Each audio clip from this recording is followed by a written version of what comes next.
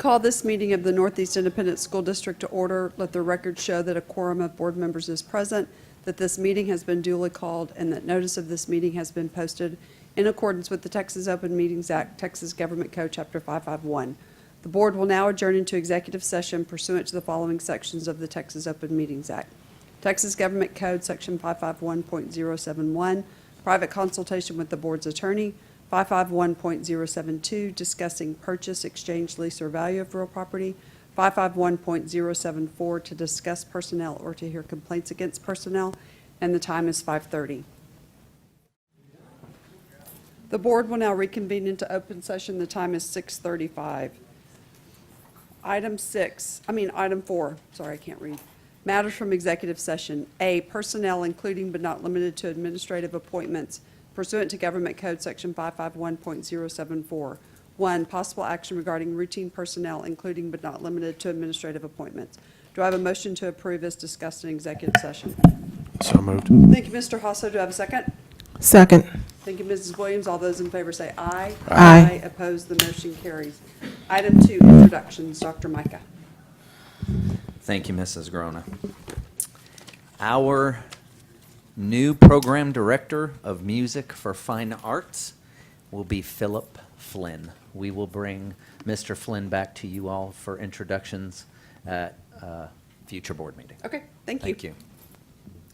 Item B, possible action regarding purchase, exchange, lease, or value of real property pursuant to Government Code Section 551.072.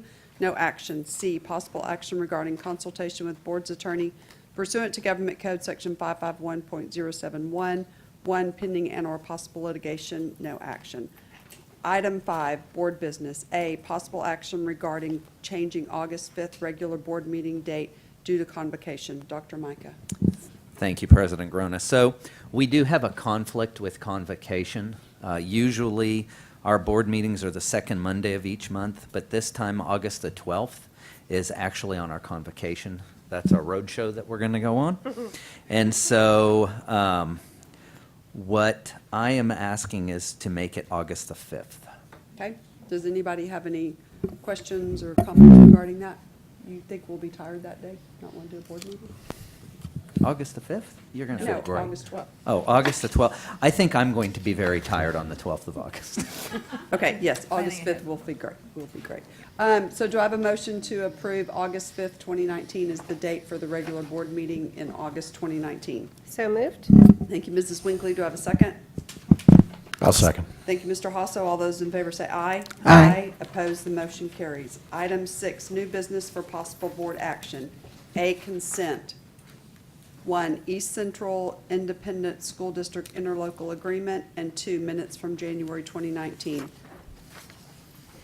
Does anybody wish to pull an item from consent? No. Seeing none, do I have a motion to approve consent? So moved. Thank you, Mrs. Williams. Do I have a second? Second. Thank you, Mrs. Winkley. All those in favor say aye. Aye. Opposed, the motion carries. Item 7, presentations. A, budget study session number 3. Mr. Villarreal. Yes, Madam President, members of the board, Dr. Mike, executive staff, and guest. I call Brian Moy, our Executive Director of Finance and Accounting, and Susie Blackhorn to the podium. This is our third budget study session. We have some general information to share with you and talk about compensation. And then Thursday, we have the public meeting for adoption. And then at that point, we'll be bringing the compensation package. Thank you, Dan. Madam President, members of the board, Dr. Micah, executive staff, and guests.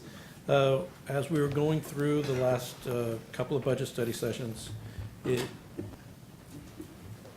just pretend you see some slides. Oh, they're just not up there. Okay. All right. There are a few things we realize that we haven't really touched on. First of all, we've been so focused on House Bill 3, the only thing we really talked about in terms of property taxes was the effect of HB3 on property taxes. But seeing as how it is still $400 million of revenue of our total 570 in revenue, we wanted to just show you how that number is derived. How do you get to $400 million in revenue? We're going to recap some of the stuff that we talked about last week in terms of compensation, And believe it or not, through all these budget study sessions, you have only seen components and cost estimates. You have never seen the general fund budget. So Susie is actually going to show you what the general fund budget is going to look like for Thursday night. Okay, property taxes. Nothing that happened with HB3 affects how properties are valued. It doesn't affect market value. It doesn't affect taxable value. So this is the appraisal district's preliminary makeup of our property value for this year. It is no surprise, these percentages have not really changed much, few tenths of a percent here and there. Single-family homes, we do not have major industrial property in our district. 58% of our property value is in single-family homes. 25% is in commercial properties. The number that has gone up is multifamily. This used to run 7, 8, 9%, is slowly going up to 10%. The good news about how this is made up is that the 10 largest taxpayers in the district, we're talking the mall, HEB, that kind of thing, make up less than 5% of our total taxable value. That means that a big change in one industry will not affect our tax base. Big change in oil, unlike somewhere near Houston or the Gulf, is, if they have a huge change, that changes their taxable value tremendously one year to the next. We have a lot of stability in our tax base. One thing that is interesting is when people have moved to Northeast, they're not leaving.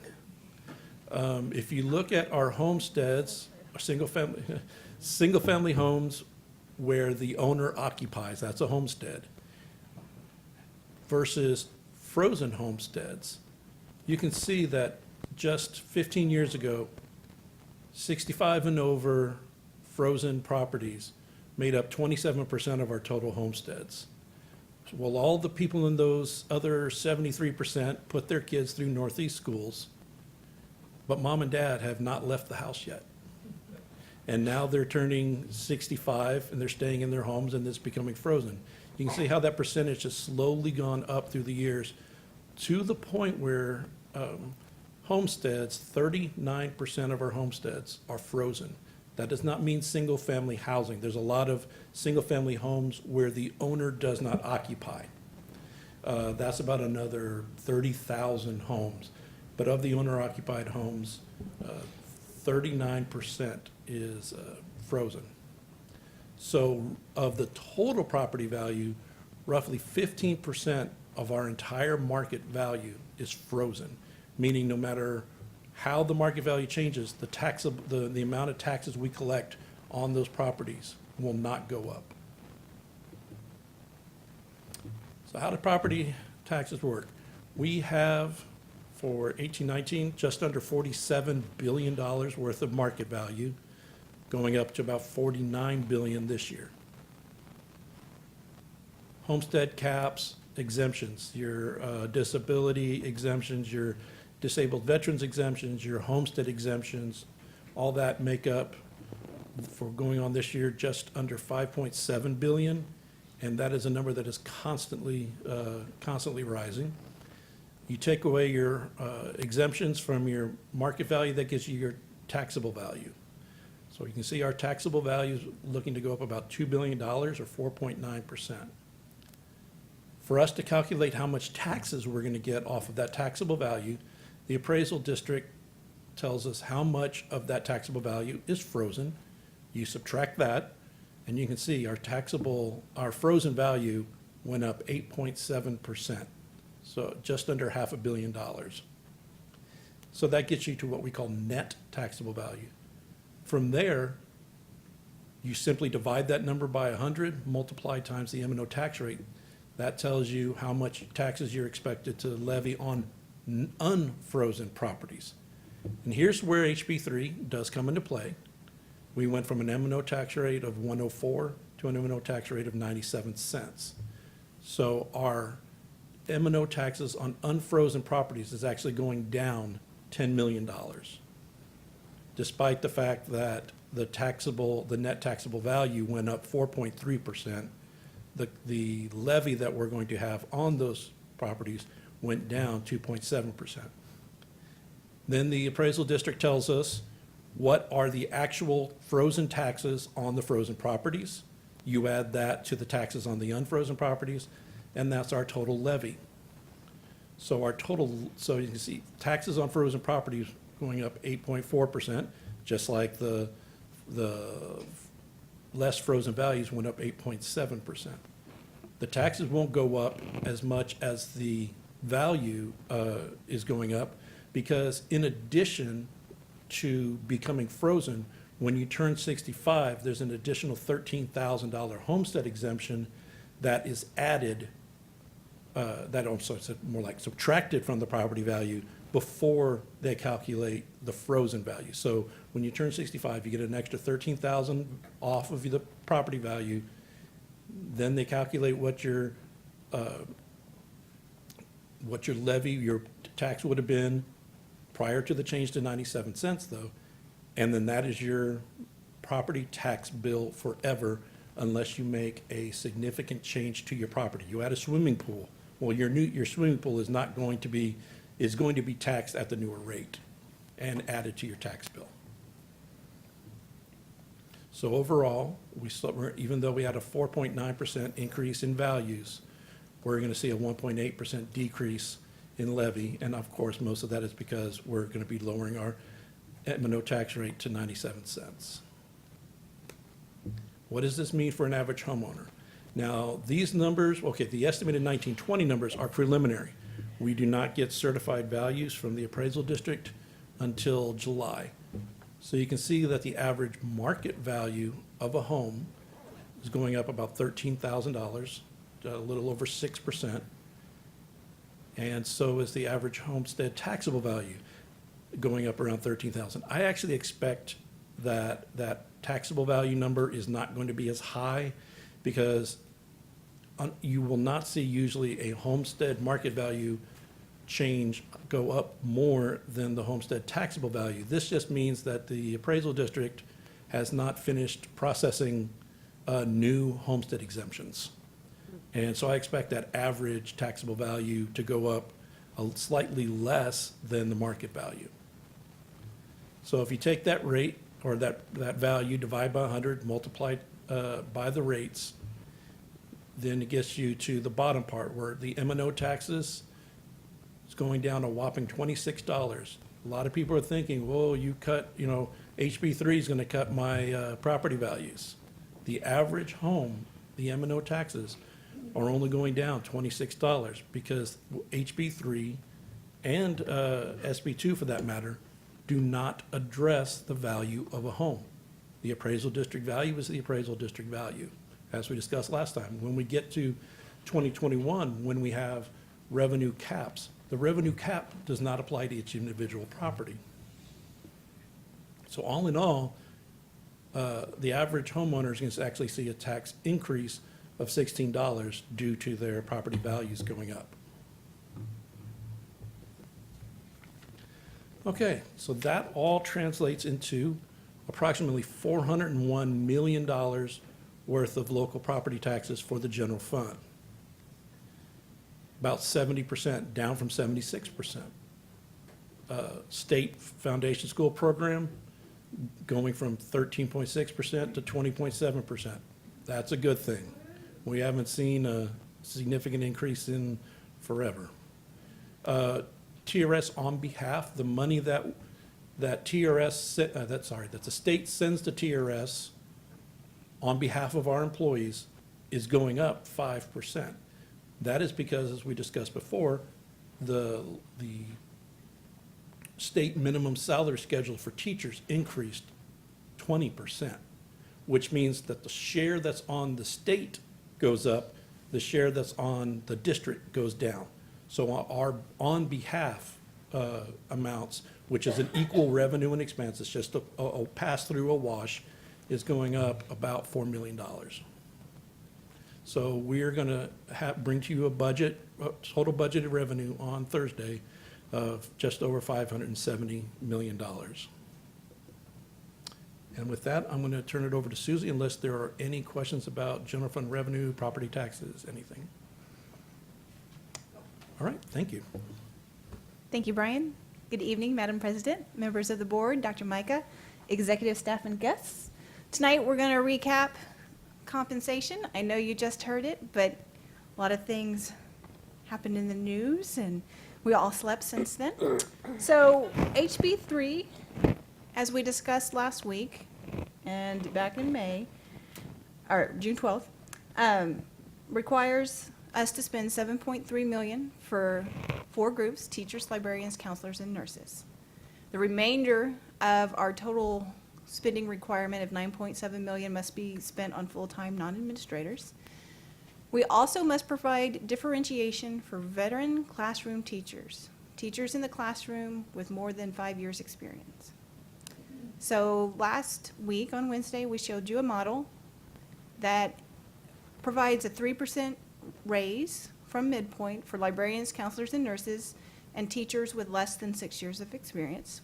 That would equate to approximately $1,700 for the teacher. To differentiate, we added $600 for classroom teachers with 6 to 15 years of experience, giving them a total raise of approximately $2,300. And then if you have 16 or more years of experience, giving them $1,200 on top of the $1,700 for $2,900 for a total raise for them. The whole plan costs $14.5 million, and we're required to do 9.7. The component for just the teachers, librarians, counselors, and nurses costs 10.4, which is well over the 7.3 million required by HB3.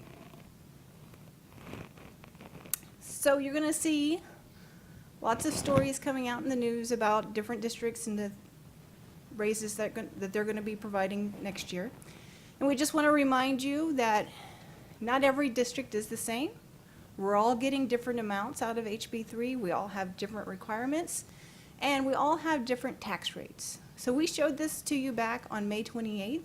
This is the current revenue per ADA for the districts in Bexar County. And as you can see, we all have different tax rates. We have a lot of districts at $1.17. We are at $1.04. And currently, we receive about $8,000 per ADA.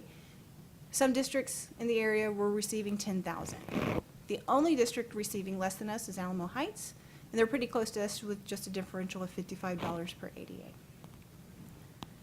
Now let's look at the impact of HB3. Once that came into play, everybody's numbers shifted. These numbers on the slide are from the Legislative Budget Board, and so they have changed some as more information about HB3 came out, but we're using this, so everybody should have kind of changed comparatively and stayed with the same relation to each other. HB3 was giving us, through this run with the LBB, $452 per ADA. But as you can see, Somerset was receiving over 3 times that. 5 districts within this group were receiving over $1,000 per ADA. It's more than twice what we were receiving. And once again, Alamo Heights and Northside and us, we're all kind of down there at the lower end of the list and the amounts that we get. So every district's going to get a different amount from HB3. Their calculation's going to be different. Some people are going to be required to give a much more substantial raise, and some districts are going to have more money at their fingertips to make that more easily done. So why would we not spend all of our increase on raises next year? We've talked several times about how the bill's over 300 pages, HB3. There's pieces of it that we haven't really learned enough about how it's going to impact us. The full-day pre-K requirement is something that we've planned for, but until we start seeing how many kids are really going to take advantage of that requirement, we won't know exactly how many teachers we're going to need. So if it's really popular and we have a lot more students coming to the district, we're going to need to hire more teachers than what we've planned for. So we need to make sure we have funds available to do that. State comp ed change is huge. We went from basing state comp ed off of free and reduced numbers to these census blocks that we've been talking about, and we're not even positive of how much money that's going to be. We got an estimate from TEA, as we discussed last week, but until we see how those kids fall into those blocks. And the weights for that aren't even, how you get into the blocks isn't even written. We won't even know what costs are allowed to be used, paid for with those funds until the spring. And those funds are tied to a spending requirement. So we will know that 55% of how much we receive from the state for state comp ed, we have to spend on eligible items. So we're needing to leave some funds in case we are required to make additional investments. So, and then there's lots of other things in the bill. And again, we just need time for the commissioner to put their plan together so we can see what its full impact is to us. We also have a concern we've voiced to you multiple times about whether or not the state has identified the revenue streams necessary to maintain this funding model for education. So we were talking before the meeting about the price of oil was now like at $51. And so using revenue from oil and gas is risky. And as that changes, will the state be able to maintain the education funding at this level? We've talked to you many times about what 2011 was like and how the state had to cut education deeply because they didn't have the revenue available to keep funding at the same level. So we need to be prepared for that until we start seeing their process securing education funding. We also need to have the ability to make general pay increases in future years. So these are just several of the reasons why we wouldn't spend all the excess funds we get from HB3 on the very first year. So last week, we talked about how much new money we were getting, and that was like a little south of $22 million. So spending $14 million on pay raises doesn't leave a lot more for any other type of growth. Like Susie alluded to, some of the districts that received either 3 or 4 times more than we did are going to have to come up with a little bit more in raises because that 30% requirement. We passed that requirement by over $4 million. So we're taking quite a bit of the new monies and spending it on salaries. But as you can see, there's a big difference between the districts. And I think that's just going to be the way it is, not just in Bexar County, but throughout the state. You're going to see varying amounts having to do with what those districts received. I have a question, Dan. So if we threw caution to the wind, because that's kind of how I relate to this, and didn't take into account everything that you have in front of us, and we increase the amount, and then we realize something happens, and then the state doesn't have the funds to sustain it, what happens then? Do we take it back? Do we cut teachers? Do we, like, what? Well, I guess, we're trying to get to 22-1. So one of those areas we'd have to look is trying to get some waivers from the state. Through attrition, back in 2011, we ended up keeping almost 900 positions that would have been or should have been eliminated. We kept them because we used our money. It all depends on how much they're going to cut us back, because in 2 years, the state can say, well, sorry, you're only going to get 90% of what we said we were going to give you. So at that time, that's why, dropping a couple of $1 million down to our fund balance and being over 3 months, I think is prudent, because we'll have enough room to be able to sustain some cuts that the state might give us or put upon us. So Ms. Winkley, he gave you the long answer. I'll give you the very short. We'll have to cut people. If we were millions to the wrong side, we'd have to cut people.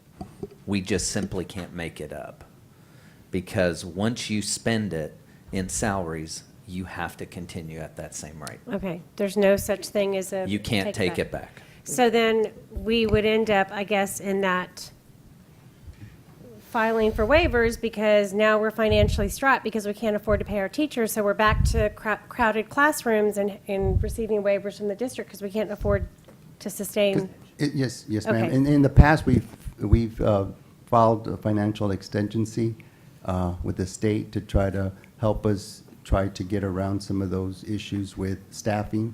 So, I mean, that's always in play that we might have to do that. But, yeah, I mean, it makes it difficult because we're trying to find that fine line of giving raises and also being prudent about what the state is going to be able to afford in the future, seeing as what happened in '06, the recession in '08, and then what they did to us in '11.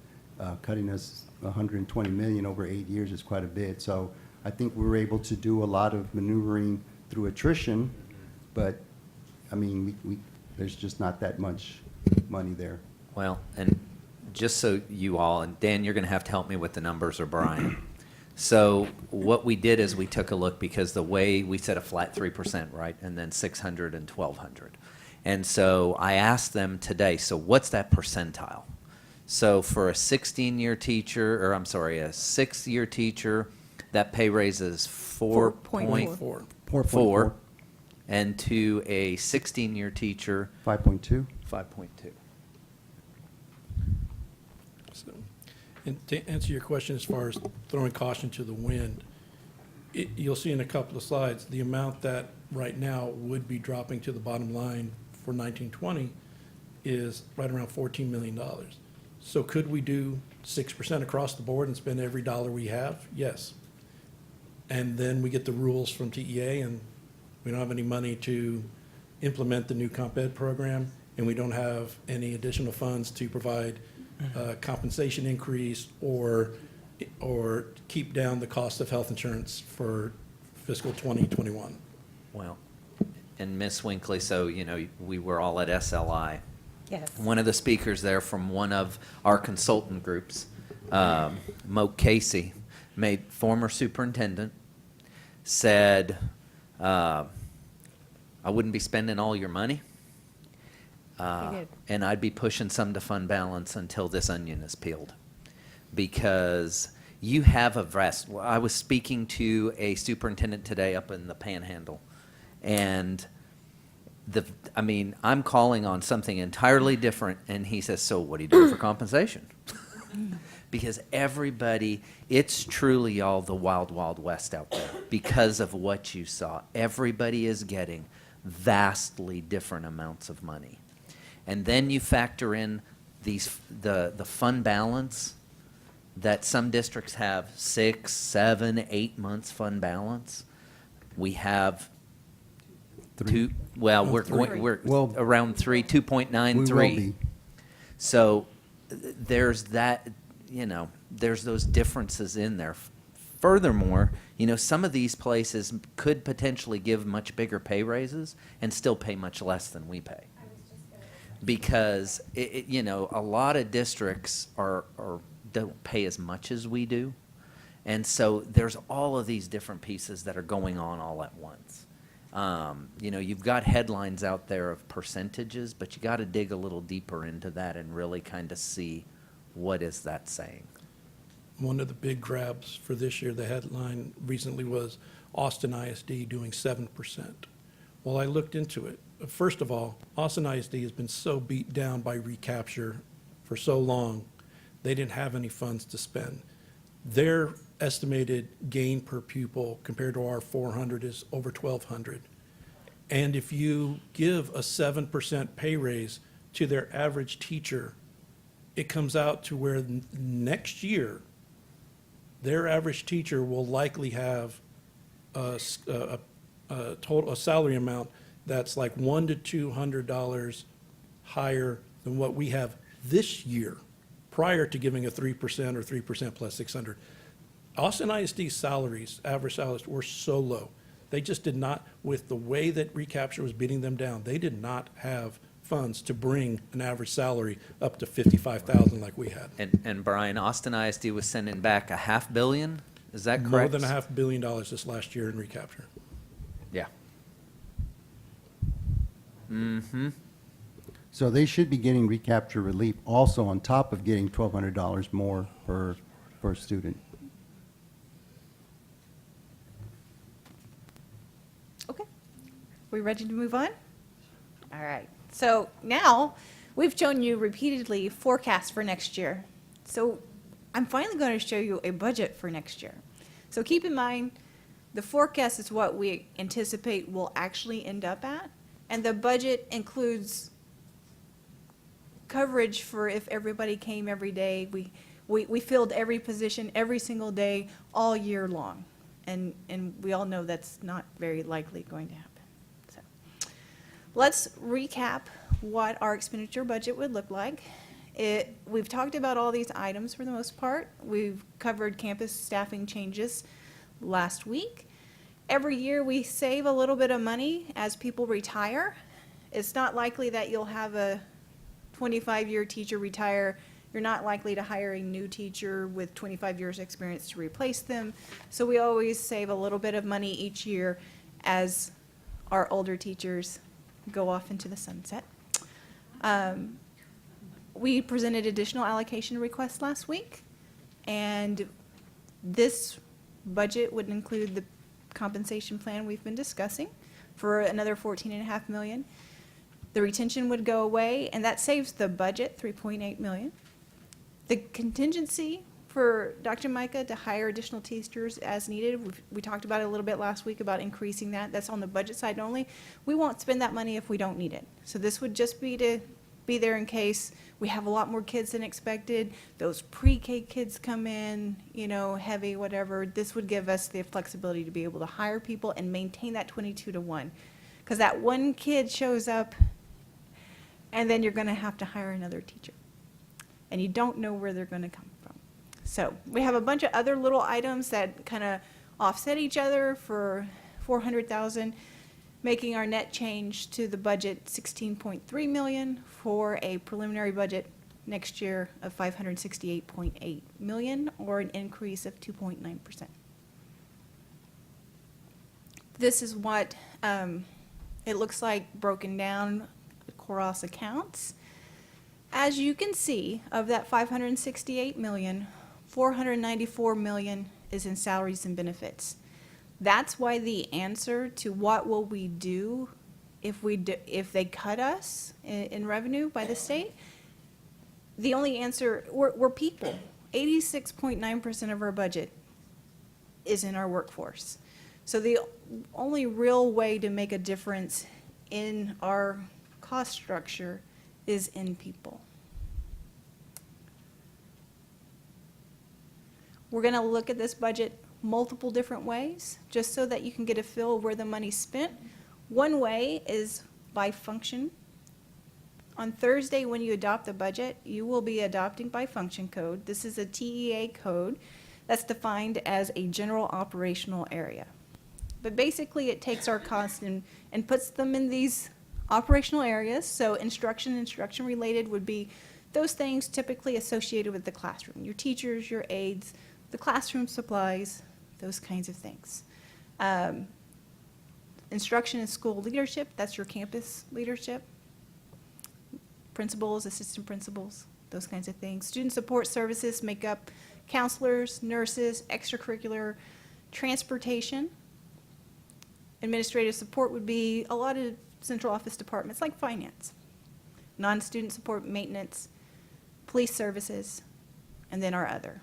So this is how that budget breaks down. As you can see, we spend the bulk of our budget in our instruction and our instruction-related functions.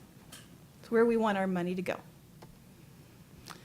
So let's look at where we spend our money. If we take that $568.8 million and see what's directly attributed to a campus, you can see that 82.5% of our budget can be directly attributed to a campus.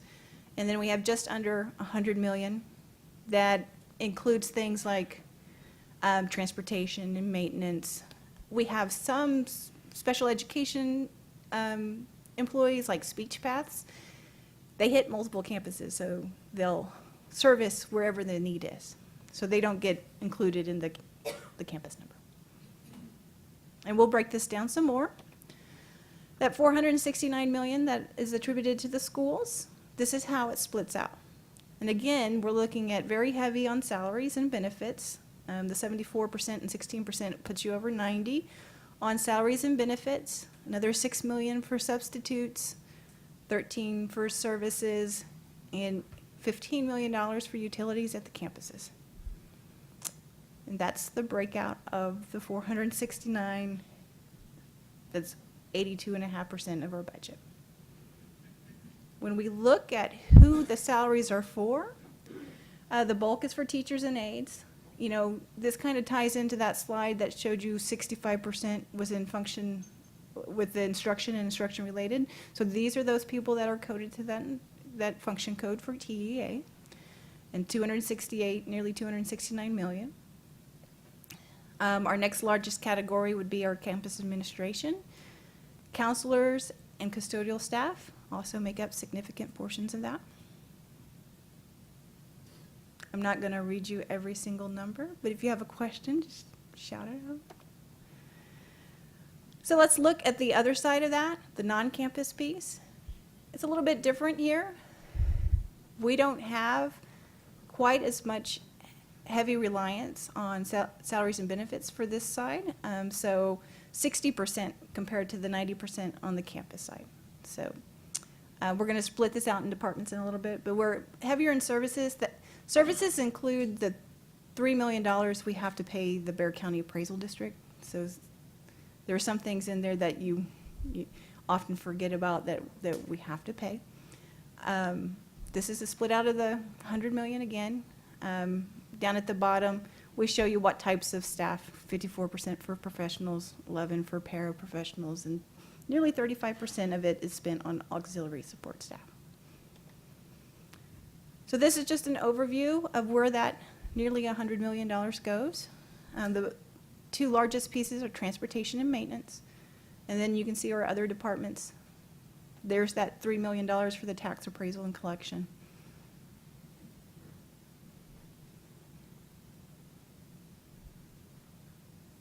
And if we roll it all together, this is our high-level look at 18-19's adopted budget, forecasted results. So we adopted a budget of negative 23 million net change to fund balance, and then a lot of good things happened throughout the year. And we're now forecasting close to break even and ending the year at about 2.9 months of fund balance. Our preliminary budget for next year, Brian walked you through the 570 million, and I just showed you some looks of the 568 million in expenditures for a positive increase to fund balance of nearly 1.7 million for the budget. But keep in mind, that would be if we spent every single dollar we could possibly spend. And our forecasted results have us dropping about 14 million down to fund balance, ending the year at 3.1. Keeping that reserve for all the things we talked about, the big unknowns for HB3.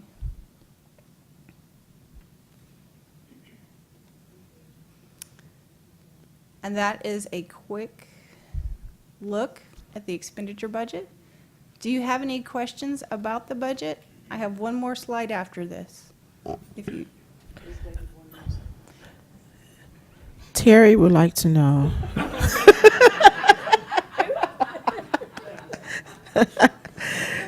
If, and I apologize, this was a few slides back. okay. You had retention at 3.8 million. I think it was two more slides back or so. Oops, sorry.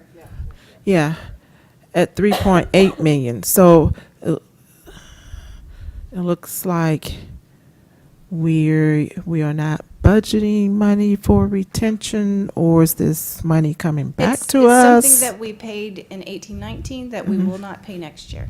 I see. Yeah, last year we had a 1% salary bump and a 1% retention, and that retention is the 3.8 million. That's the 1%. Thank you. David, thanks you too.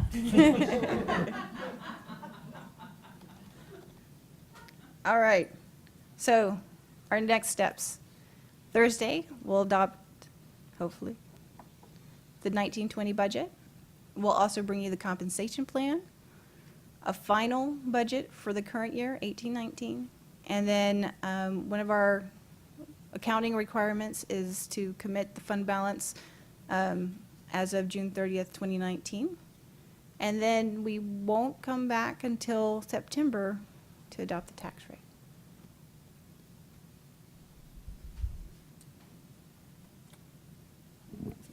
That's You're it. looking at me like Nope, it's your nope, turn, that's Ms. it. Grona. That's good. I'm sorry, I just was running through all that in my head. Does anybody have any questions of Susie or Brian or Dan regarding this? Again, thank you so much. I appreciate all the work that y'all have done on this. Are we done? All right. I keep thinking this can't be possible. Item 8, adjournment, 7:14. Thank y'all for being here.